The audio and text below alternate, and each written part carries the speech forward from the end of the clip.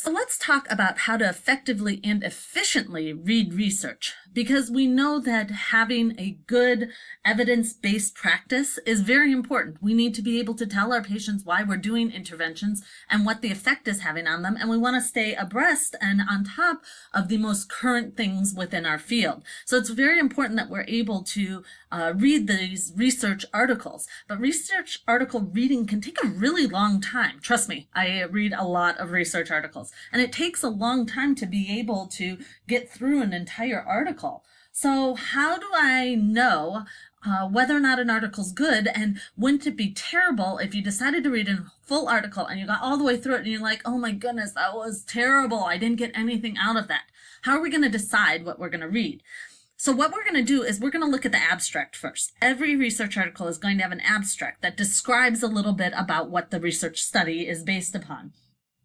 Now, these are my suggestions for what you look for in the abstract, and this is what we're going to be doing throughout the course of this course, is looking at these different abstracts for these different articles and trying to determine whether or not it'd be worthwhile for you to read. So we're going to be looking at these different variables, and then as part of the course, you'll vote on whether or not you thought it was worth your time to read it or not read the article. Would you read it or would you not?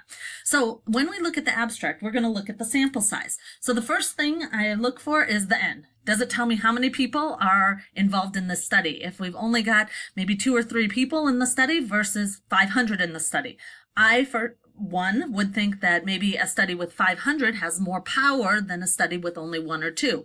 What are you going to base your judgment off of? And it may depend on the intervention. Maybe having only a sample size of 10 for a very low-risk intervention is worth your while. But a high-risk intervention, maybe you'd want to have a much bigger sample size or multiple studies.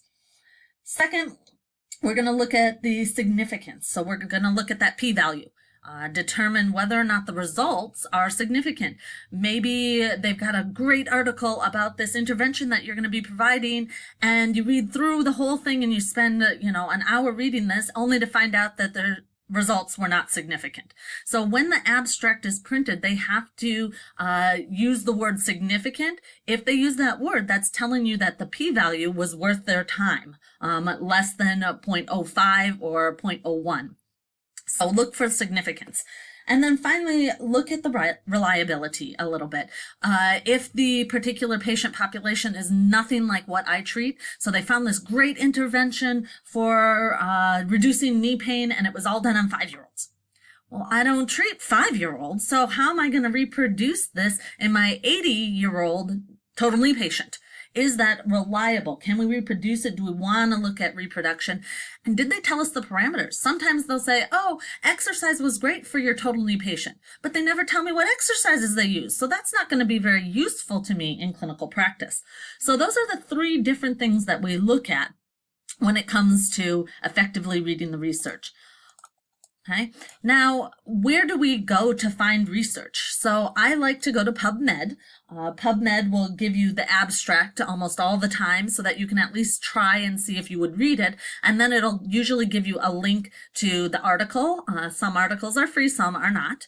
Google Scholar is another option, and you would have to type in Google Scholar in the search box, and then it would come up and bring you up the Google Scholar page.